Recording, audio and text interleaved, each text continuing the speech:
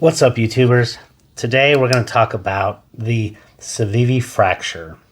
Yes, this was a limited edition knife, a one-time only slip joint from Civivi that 1.5 years later is still available for sale new. So it's in just limited colors. There was a Tanto blade or Tonto blade, which didn't make a lot of sense for a slip joint, but there's still some available out there, and it's a $25 knife. So if you're interested, we're going to talk about this now. This particular knife has a 3.5-inch blade of 8CR14 MOV, so definitely on your budget end of steel. It has a hollow ground with an acid stonewash blade that is actually fantastic. Oh God, he's already started in on the fantastic. It's really, really good. Honestly, I think this blade, for me, is as good in terms of how they just kind of treated it with that acid stonewash as the Civivi Elementum button lock, that was one of the big strong points I gave to it. It weighs 3.0 ounces and price is at $25. So, out of the gate, should I get this? Well, if you've only got $25, this is about as good of a slip joint as you're going to get with some kind of a modern traditional accoutrements to it. I would say it has a blade pull weight. I originally thought it was about a 3 because it was so easy and I won't say loose, but I was like, oh, that's really easy. However, when I kind of basically said, hold on, I'm grabbing that with whole hands, basically multiple strength points. So when I actually kind of said, let me treat it like an actual nail nick like some of my others, I realized it took a little bit more effort. So I'm going to put the pull weight on this one at about a 5 in terms of a slip joint pull weight goes. In terms of some comparisons and alternatives, I think as far as size-wise, a case trapper is probably a pretty good, let's go ahead and pull out the clip point blade. A case trapper is definitely kind of in the range of, the longer blade and a little bit bigger in the hand, longer handle. That's definitely a consideration. You have also the Hinder XM Slippy. That's a $70 knife. The XM Slippy is a $315 knife. But this is one of the few slip joints that I know, and certainly that I've handled, that you can actually deploy one-handed. I took off the thumb disc for this one because I didn't want to utilize it that way. I wanted to use it as just a two-handed, as most of them. But it does come with a thumb disc, and you can deploy it single-handed. So again, that is one of those. There are a handful of others, but there's not a whole lot of slip joints that you can actually deploy one-handed. This one, I'll say that goes with a particular caveat. So that would be kind of in terms of the modern capabilities. Oh, and also the fact that there's a pocket clip. A lot of traditionals don't have a pocket clip. This Civivi does. In terms of an actual price, if you're just looking for a knife, I think for me, a classic carbon from Rough Rider, the Barlow, it's obviously a lot smaller, but it's actually kind of much more of a hand feel.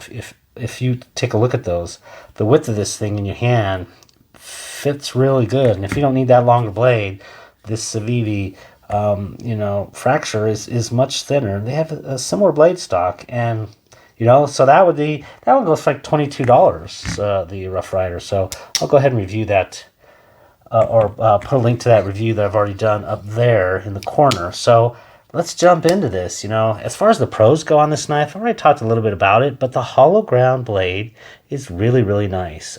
Definitely makes it very thin behind the edge. It had no problems cutting cardboard, opening boxes, doing the usual stuff. I cut the normal things at the front side here, and yeah, it really didn't have any problems cutting. So that was pretty good. The blade, I didn't run it through a whole lot of paces over just carrying this for a week, but it's going to be a lower budget steel.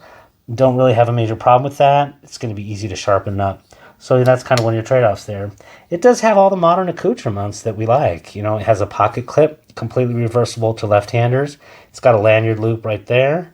That's kind of a good thing. G10 scales, not a bad thing. And I will say, this is about the one and only time I'm going to do in this review, is you can deploy this one-handed with that big cutout in the blade there. It might be questionable in terms of some of the locations in Europe where you can't have single-hand deployable blades. This might be one of those. I don't know. You could maybe argue with somebody at customs or something like that in the police department. I guess I'll do it a second time. I won't do it left-handed, though, just because you really do need that clip to help hold your fingers on this side to do that one-handed deployment. And with my left-handed, without moving that clip over there, ain't gonna do that. Already caused some problems for myself. So that's a no bueno. But yeah, no, so you can do that. It's a cool looking knife. In fact, I'm going to say it's kind of a tale of two knives. If you just look at the blade side of it, that is a beautiful looking blade. Very, sleek, sexy, high speed, low drag sort of knife blade. But then you kind of get to the, well, let's go ahead and just cover that up. Then you get to this backside, and it seems like a little bit, pardon the pun, but disjointed versus slip jointed. It's just, I don't know, it looks like it's almost, falsely, I don't know, falsely trying to be too futuristic there. I guess, oops, I'm jumping into the the cons. Sorry about that. It is a left-handed capable knife. Be careful, like I said, be sure to move that clip over there. Really good thing. And then, again, I kind of talked about this already, the acid stonewash blade, they did a really good treatment on that. So, some pretty good stuff. In terms of some of the cons of this knife, I think it's kind of mushy action. They did very much round. We'll take a look at that. Yeah, I don't know how well that'll show up, but they did round the corners, the radius of those corners on the tang, where you would, to some degree, that in combination with your stiff back spring would create a nice talk at least. The walk's not bad. It's not gritty or anything. It's kind of smooth, but it's just, it's not crisp. But the sound, I'll go ahead and just try to get that on camera.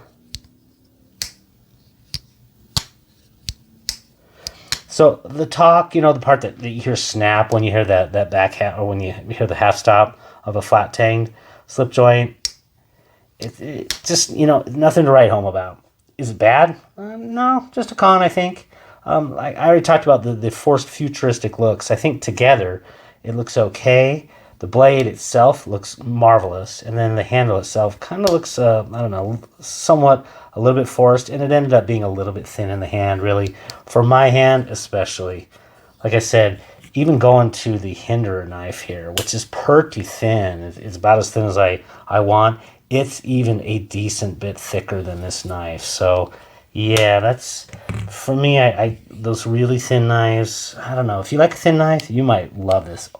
I have already committed to giving this knife away. So, for Brian, if you happen to be watching this, peace. It's for Brian, peace. And, it's an inexpensive slip joint at $25. They're still available if you're looking for something different off the beaten path and just kind of want to save a little bit of cash. For me, it's just not the knife for me, and I'm going to be moving it along to Brian as a giveaway. This is one of the ones I did in the 5 knives that just didn't resonate with me. Actually, I'll go ahead and link that up there too, since we got a few more links. That's what I'd say is it's kind of, if it's something you're looking for and saving a little bit of bucks, not a bad option. But for me, I'm just moving this knife along. Hope this was of use. If it was, like and subscribe, and have a great day. Take care now.